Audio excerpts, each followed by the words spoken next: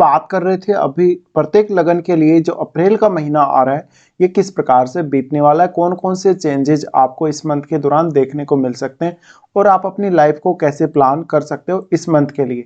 तो यहाँ आप देख सकते हैं आपका वृश्चिक लगन का ये कुछ इस प्रकार से चार्ट बनेगा गोचर के अकॉर्डिंग, और जो भी प्लेसमेंट आपको नजर आ रही है सारी की सारी ये गोचर के हिसाब से ही बनाई गई है। तो यहाँ पे अब सबसे पहले हम देखेंगे ग्रहों के गोचर को, ग्रहों का गोचरीय जो स्थिति है वो क्या है, उसके बाद ये कुंडली की प्लेसमेंट के हिसाब से आगे बढ़ेंगे। अगर हम गोचर में बात करें सबसे पहले तो सूर्य को देखते हैं। 13 अप्रैल तक ये मीन राशि में रहेंगे, इसके बाद इनका गोचर मेष राशि में होगा। बुध मीन राशि में गोचर करेंगे 2 अप्रैल से 25 अप्रैल तक, ये मेष से मीन में वक्री भी होंगे। शुक्र मीन राशि में रहेंगे और 24 अप्रैल से मेष राशि में प्रवेश होगा इनका। इसके अलावा मंगल कुंभ राशि में रहेंगे और 23 अप्रैल से ये मीन में प्रवेश कर जाएंगे। गुरु मेष राशि में रहेंगे, शनि कुंभ में गोचर कर रहे हैं, चंद्रमा 1 अप्रैल को धनु राशि में रहेंगे, राहु मीन में और केतु कन्या राशि में गोचर कर रहे हैं, ये ऑलरेडी आपको पता है। तो अब हम देखते हैं इस गोचर का जो इफेक्ट है वो आपको कैसा देखने को मिल सकता है। देखिए सबसे पहले तो हम लग्नेश से ही शुरू करते हैं, जैसा कि हम हर बार ही करते हैं। तो ऐसे में अभी भी हम लग्नेश से स्टार्ट करने वाले हैं। लग्नेश आपके मंगल हैं और मंगल आपके छठे घर के भी स्वामी हैं। अब देखिए मंगल का जो युति हो रहा है इस मंथ में वो शनि के साथ हो रहा है और शनि के खुद के ही घर में हो रहा है। ऐसे में शनि ऑलरेडी यहाँ काफी प्रबल स्थिति में है। तो देखिए आपका अगर कोई भी विवाद है घर परिवार को लेके, या घर परिवार में कोई प्रॉपर्टी वगैरह को लेके, या आपको कोई शत्रु परेशान कर रहा है, आपको कोई और ऐसी समस्या परेशान कर रही है, तो उन समस्याओं से अब आप निकल पाएंगे। साथ ही मंगल का जो आपका स्वामित्व चार्ट में लग्नेश और छठे भाव का होने की वजह से यहाँ पे अगर देखिए परिवारजनों के साथ अगर आप मतभेद ना रखें तो ज़्यादा बेहतर रहेगा यहाँ, क्योंकि परिवार में बहुत ज़्यादा अनबन और अशांति की स्थिति देखने को मिल सकती है। बट अब मंगल लग्नेश होने की वजह से यहाँ इस बात की प्रबल संभावना है कि आप अपना घर परिवार के लिए कोई ना कोई ऐसा काम करेंगे, जैसे प्रॉपर्टी वगैरह खरीदी हो या घर वगैरह का कोई निर्माण किया हो, इस प्रकार के कार्य। तो इन कार्यों पे आप फोकस करके इस मंथ में चल सकते हैं, ऐसी कोई डील आप कर सकते हैं। साथ साथ में अब देखिए मंगल छठे घर के स्वामी, छठे घर के स्वामी होने की वजह से इस समय आप अपने घर की काफी ज्यादा जिम्मेदारी लेंगे और इवन हो सकता है आप कोई लोन वगैरह भी ले लें अपने घर परिवार के कार्यों के लिए। अब यहाँ पे जो मंगल की दृष्टियों की अगर हम बात करेंगे तो देखिए शनि के साथ है वैसे मंगल, और देखेंगे आपके सप्तम भाव को सबसे पहले, तो सप्तम भाव पर इनकी दृष्टि पड़ेगी। ये थोड़ा सा मैरिड लाइफ के लिए अच्छी स्थिति नहीं है। मंगल का सप्तम भाव को देखा जाना पार्टनर के साथ थोड़े बहुत मतभेद क्रिएट जरूर करता है। उसके अलावा मंगल का जो प्रभाव है आपके 10th हाउस पर है, तो 10th हाउस पर मंगल का प्रभाव होने की वजह से यहाँ काफी अच्छा इफेक्ट आपको देखने को मिलेगा, क्योंकि कैरियर पर्पज से अगर हम देखें तो शनि का दृष्टि है आपके 10th पे, और ऐसे में शनि की दृष्टि ठीक से काम नहीं कर रही, क्योंकि ऑलरेडी बहुत ज़्यादा आपके ब्रेक आ चुके हैं, बहुत ज़्यादा ऐसी कंडीशंस आ चुकी हैं जहाँ पे आपको कैरियर के हिसाब से कुछ भी चीज़ें आपके अकॉर्डिंग नहीं चल रही। तो मंगल अब इस भाव को एक ऐसी फोर्स प्रोवाइड कर रहे हैं जहाँ पे आप अपना एनर्जी लगा सकते हो, जहाँ पे आप अपना डेडिकेशन पूरा का पूरा झोंक सकते हो। मंगल का एस्पेक्ट यहाँ पे आपके लाभ स्थान पर भी है, तो मंगल ऐसे में आपको धन कमाने, अर्निंग्स में और कुछ हद तक आपको लीडरशिप में भी मंगल मदद यहाँ करने वाले हैं। उसके बाद मंगल यहाँ से राशि परिवर्तन कर लेंगे और 23 अप्रैल से मीन राशि में चले जाएंगे। मीन राशि का इनका गोचर हम माने तो काफी अच्छा रहेगा, हालांकि यहाँ राहु के साथ भी ये युति करने वाले हैं, तो स्पेकुलेशन के बहुत ज्यादा चांसेस हैं। साथ ही साथ आप कभी कभी थोड़ा भ्रम में भी जा सकते हैं। अगर आप स्पोर्ट्स के फील्ड से जुड़े हैं तो इस समय आपको काफी लाभ होगा। इसके बाद हम देखते हैं यहाँ से गुरु के गोचर को। गुरु का गोचर आप देखिए, गुरु अभी मेष राशि में ही गोचर कर रहे हैं और गुरु आपकी कुंडली में दूसरे घर और 5वें घर के स्वामी हैं। ऐसे में देखिए इस समय कोई प्रॉपर्टी जैसा सौदा, जैसे कि घर परिवार के लिए आप अपने पर्सनल जो आपकी फैमिली है उसके लिए कोई ऐसा सौदा कर सकते हैं। इस समय लोन वगैरह से दूर रहें। साथ ही साथ अब क्योंकि गुरु 1 महीने तक ही यहाँ है, इसके बाद वो आपके सप्तम भाव में आ जाएंगे। तो गुरु का जो ट्रांजिट है काफी अहम है और यहाँ पे शुक्र का भी युति होने वाला है इस मंथ में। तो ऐसे में देखिए कार्य क्षेत्र को लेके एक बहुत ही अच्छी अपॉर्चुनिटी है आपके पास, एक बहुत अच्छा अवसर अभी आ रहा है। आप अपना जॉब या करियर में कोई बदलाव कर सकते हैं। अगर अपने वर्क प्लेस में बदलाव चाहते हैं तो आप उसके लिए भी प्लान कर सकते हैं। साथ ही साथ ये समय में ज्यादा से ज्यादा अपने ज्ञान का प्रयोग करें, अपनी एबिलिटी, अपनी क्षमता का उपयोग करें तो ज्यादा बेहतर रहने वाला है। साथ ही साथ देखिए अब आपके गुरु क्योंकि पांचवें भाव के स्वामी होने की वजह से आपको जो भी संतान से रिलेटेड इश्यूज आ रहे हैं, लव लाइफ में जो इश्यूज आ रहे हैं, उन सबको आप अपनी ट्रिक्स के माध्यम से देख पाएंगे, अपनी ट्रिक्स के माध्यम से उनको सॉल्व कर पाएंगे। जहां जहां भी आपके पास ऐसी कंडीशंस आ रही हैं कि आप वहां पर आगे नहीं बढ़ पा रहे या कोई आपको रुकावट आ रही है किसी काम में। साथ ही अगर आपने अभी तक कोई बहुत बड़ा लोन वगैरह ले रखा हो तो आप इस मंथ में ट्राई करेंगे रीपे करने का, तो आपके लिए इजी रहेगा। इसके अलावा देखिए अब हम अगर गुरु की दृष्टियों की बात करें तो क्योंकि 10th हाउस और उसके बाद आपके 12वें और दूसरे भाव, इन भावों पर दृष्टि पड़ेगी। ऐसे में निश्चित ही इन भावों से जुड़े हुए कार्यों में आप अपना ज्ञान लगा सकेंगे, अपना विवेक इस्तेमाल कर सकेंगे और बहुत ही पॉजिटिविटी के साथ आगे बढ़ सकेंगे। इसी प्रकार से आपका अपने प्रोफेशन से संबंध अगर कोई विदेश से जुड़ रहा है तो इन मामलों में आप कोई बड़ा डिसीजन ले सकते हो इस मंथ के दौरान। इसके बाद हम यहाँ देखते हैं शनि को। शनि आपके तीसरे और चौथे घर के स्वामी हैं, चौथे घर में ही ट्रांजिट हो रहा है, मंगल के साथ हैं।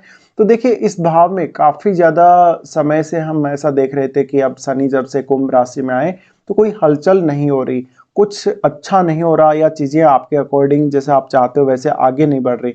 तो अब यहाँ शनि के साथ मंगल के आने से कुछ हद तक मंगल की जो एनर्जी है वो यहाँ काम करेगी। ऐसे में घर परिवार के साथ थोड़ा ज्यादा समय बिताइएगा, घर परिवार के सदस्यों के साथ अच्छे से किसी भी बात पे आप इस समय चर्चा कर सकते हैं। साथ ही आपकी जो रेस्पॉन्सिबिलिटी है अपने पारिवारिक मामलों के प्रति उसको आप पूरा कर सकते हैं। अब यहाँ पे मेन बात यह है कि जो शनि है अपने खुद के घर में ही है और तीसरे घर के स्वामी होने की वजह से थोड़ा घर के कार्यों के प्रति जिम्मेदारी ज्यादा आ सकती है, जहां पे आपको हार्डवर्क करना पड़ सकता है।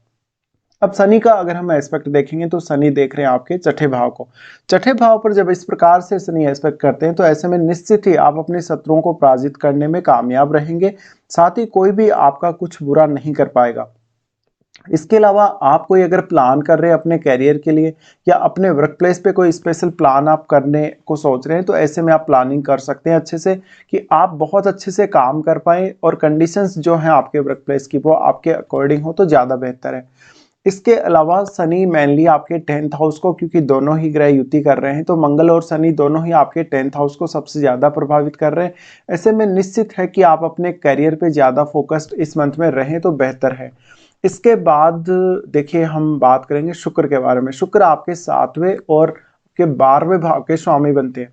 शुक्र का गोचर देखिए इस मंथ में शुक्र उच्च की स्थिति में है और यहाँ राहु और इन सब के साथ रहने वाले हैं, जहां पर बुध भी हैं साथ में। और यहाँ पे अगर देखा जाए तो एक बहुत ही हम बोल सकते हैं मैरिड लाइफ के लिए थोड़ी नकारात्मक स्थिति ही है ये, क्योंकि आप किसी और प्रेम संबंध में या रिलेशनशिप में इस समय जा सकते हैं। साथ ही साथ आप अगर कोई क्रिएटिविटी से जुड़े हुए व्यक्ति हैं या कोई ऐसे फील्ड से जुड़े हुए व्यक्ति हैं जहाँ पे बहुत ज़्यादा डीप चीज़ें होती हैं, बहुत टेक्निकल लेवल पे गहराई जहाँ होती है, उन मामलों में आप काफ़ी तेज़ी से आगे बढ़ पाएंगे और आप ज़्यादा से ज़्यादा क्रिएटिव बन पाएंगे।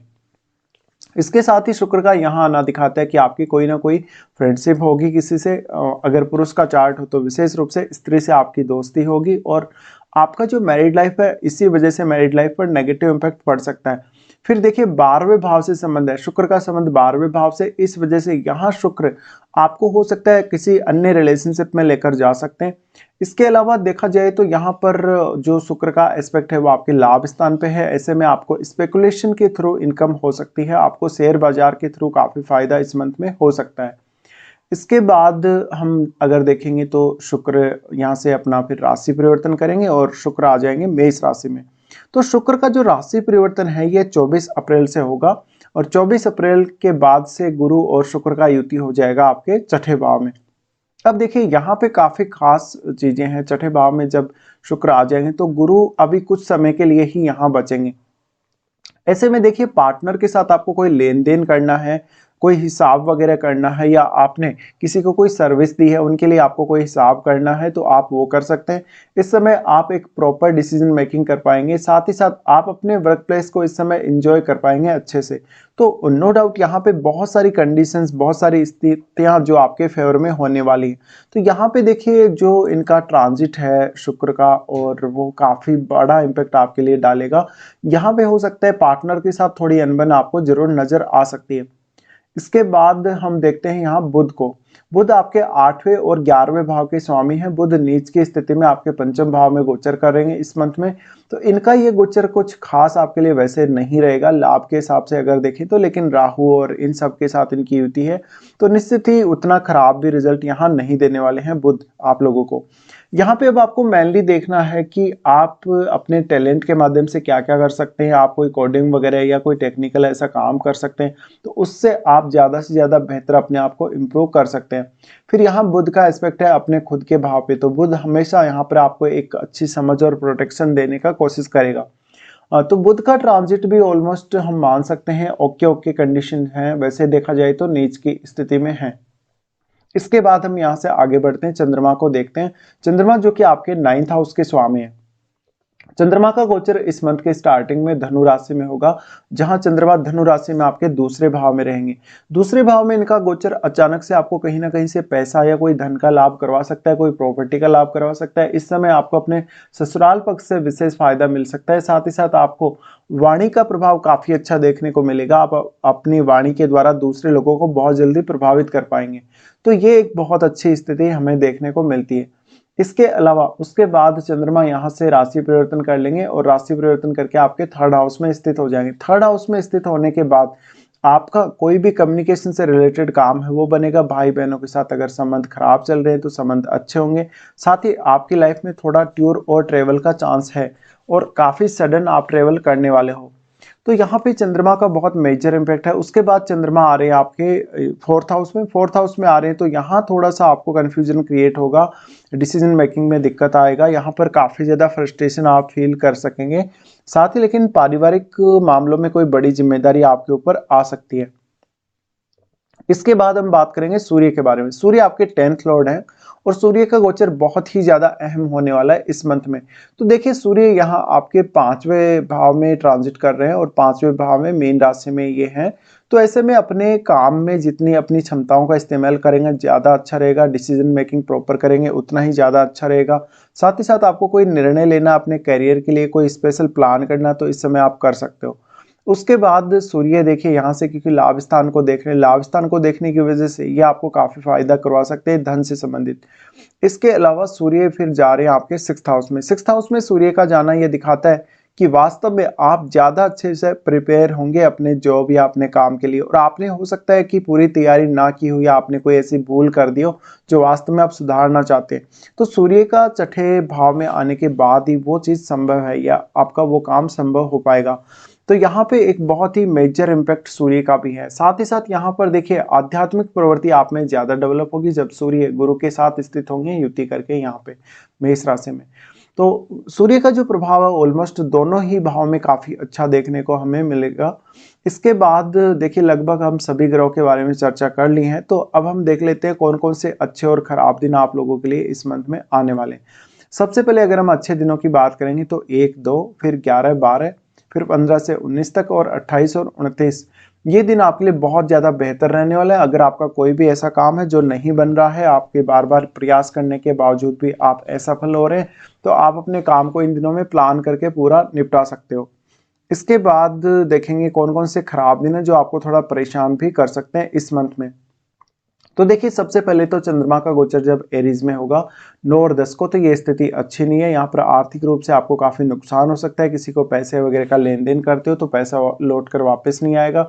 साथ ही आप अपने कलीग्स के साथ अच्छे संबंध बनाकर रहें तो ज्यादा बेहतर है। साथ ही अपने स्वास्थ्य का ख्याल रखिएगा। स्वास्थ्य को लेकर कुछ दिक्कतें आप लोगों को इस समय रह सकती हैं। उसके बाद चंद्रमा का गोचर जब 13 और 14 को मिथुन में होगा, ये समय आपके लिए मानसिक रूप से बेचैनी का रहेगा। अचानक कोई बड़ा धन लाभ इन 2 दिनों में हो सकता है। चंद्रमा का गोचर जब तुला में होगा 23 और 24 को, तो ये स्थिति में आपका ज्यादा से ज्यादा खर्चा होगा, मानसिक रूप से चिंता रहेगी, बेचैनी रहेगी और आप किसी भी छोटे से छोटे काम का अपने ऊपर बर्डन फील करने लगेंगे।